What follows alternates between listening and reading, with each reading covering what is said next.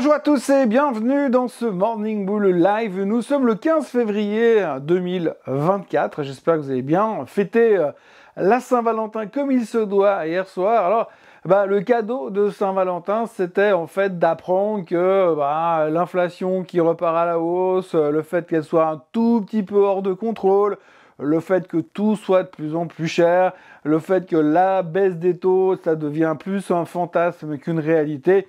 Eh bien, c'est quand même une bonne nouvelle parce que finalement, ça veut dire que l'économie va super bien et qu'on a appris aussi quand même à nos dépens, ou en tout cas, on va dire culturellement parlant, sur ces deux dernières séances, que quand on a un marché qui baisse de presque 2% sur la techno et de 1,37% sur le S&P 500, eh bien, c'est des opportunités d'achat parce que des faiblesses aussi fortes que ça sur les marchés, ça n'existe plus. Donc, il faut vraiment profiter de ces instants privilégiés où tout d'un coup, le marché montre un minimum de faiblesse pour sauter dedans et ne pas rater le FOMO, la hausse permanente des marchés qui visiblement s'inscrit dans notre destin ces prochains temps.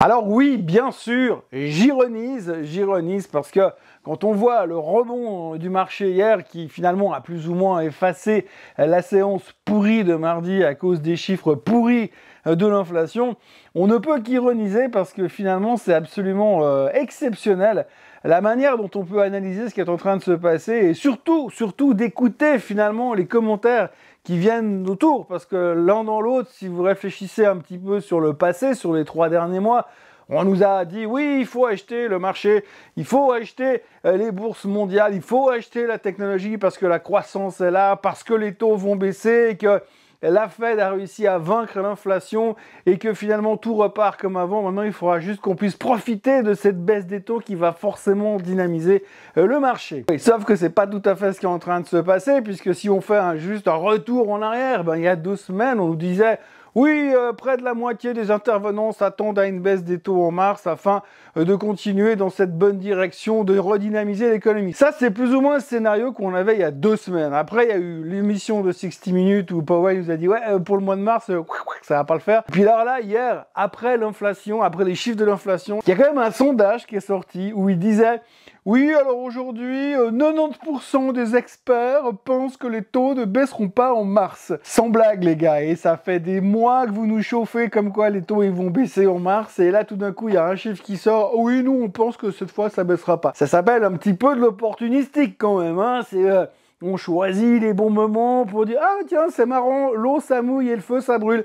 Bref, on est en train de raconter des évidences. Effectivement, quand on regarde les taux, quand on regarde l'inflation, quand on regarde les chiffres économiques, ça paraît plus qu'improbable que la Fed baisse les taux en mars. Mais au-delà de baisser les taux en mars, on a quand même l'impression qu'ils risquent de peut-être pas les baisser en mai, voire pas les baisser en juin, et puis ça va nous reporter tout ça au mois de septembre pour la rentrée scolaire. Donc du coup, le plan qui était prévu, on en a déjà parlé hier, ça fonctionne plus très bien, donc on pourrait se dire, ouh, il y a de quoi prendre les profits. Mais non, parce qu'on a cette capacité à tourner la veste à la vitesse de la lumière. Donc du coup, il y a quelques jours en arrière, on voulait voir une baisse des taux pour redynamiser le marché et justifier cette hausse de 21% depuis le 1er novembre. Et aujourd'hui, on se dit « Ouais, non, mais bon, les taux, c'est bien s'ils baissent, mais c'est l'intention qui compte, c'est pas tant la réalité des choses. Si on sait que la Fed, elle a l'intention de baisser les taux un jour, ça nous suffit pour avoir cet engouement, cette motivation et se dire que tout va très bien. Oui, parce que tout va très bien, les gens continuent à acheter tout ce qui est de la croissance parce qu'on se dit que comme un jour ils baisseront les taux, ce sera forcément positif pour la croissance. Donc évidemment, tout ce qui est intelligence artificielle, c'est encore un monde à part. Hein. Upgrade hier sur Taiwan Semiconductor, Super Microcomputer qui monte de 10% tous les jours, on sait même pas pourquoi. 190% de hausse depuis le 19 janvier sur Super Microcomputer. Franchement, c'est juste du délire. Nvidia qui monte tous les jours. Alors, il y a eu un prise de profit sur Nvidia mardi durant la séance, 0,17% de baisse et depuis c'est reparti, plus 2,5%, une des plus grosses capitalisations boursières américaines. Bref, c'est génial, tout va super bien. On est complètement enthousiaste et puis on est super arrangeant surtout sur les déceptions, voilà, les taux. Voilà, du coup on se dit oui mais la Fed ils font quand même ce qu'il faut les comprendre, il faut leur laisser le temps, puis ils ont des bonnes intentions, ils veulent bien baisser les taux. Donc voilà, on a une économie qui est formidable, vous avez encore Madame Yellen qui a débarqué il y a quelques heures pour dire oui, comment on a dit ça, il y a plein de beaux emplois qui sont en train de se créer aux États-Unis et on sent que les Américains sont de plus en plus optimistes sur l'économie américaine. Alors je sais pas où c'est qu'elle le sent ou est-ce qu'elle est en train d'être aussi sénile que Monsieur Joe Biden, mais en tout cas pour l'instant apparemment il y a que du bonheur qui est en train de se créer aux États-Unis. J'ai l'impression qu'on va croiser des bisounours et des Teletubbies partout dans la rue très bientôt, tellement ça va bien là-bas. Donc il y a une espèce d'enthousiasme, on a presque l'impression que c'est le printemps. On oublie juste un peu qu'on est au milieu du mois de février, mais quand on voit la météo dehors, on se dit ouais bah c'est le printemps, bah les marchés c'est pareil. Pour l'instant c'est le printemps, tout va bien. Encore un exemple, ce matin les chiffres économiques sont sortis au Japon. Le Japon est entré en récession. Le marché, il monte d'1% et il est au plus haut depuis 35 ans. Forcément, récession égale marché qui monte. Non, franchement, tout va pour le mieux. Finalement, les seuls chez qui ça va pas super bien, c'est les gens de chez Cisco, puisqu'ils ont annoncé hier soir, en plus de leurs chiffres et d'une guidance pas terrible, qu'ils allaient virer 4200 personnes. Alors bon, il y a 4200 chômeurs de plus, c'est pas si grave que ça.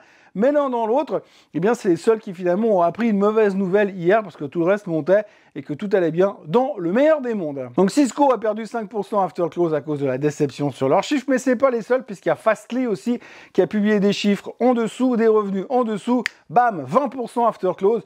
Mais c'est pas grave parce qu'un jour, la Fed, elle baissera les taux. Donc voilà, ce qu'il faut retenir de la journée d'hier, c'est que c'est l'intention qui compte, c'est pas tant le fait que les taux baisseront un jour, c'est juste l'intention qui compte. D'ailleurs, il y a plusieurs fois des gens, moi le premier, qui commencent à dire « Ouais, mais regarde les valorisations du marché, regarde comme c'est monté, là on est comme à des niveaux d'euphorie, ça rappelle un peu l'an 2000. » Que nenni! Que nenni!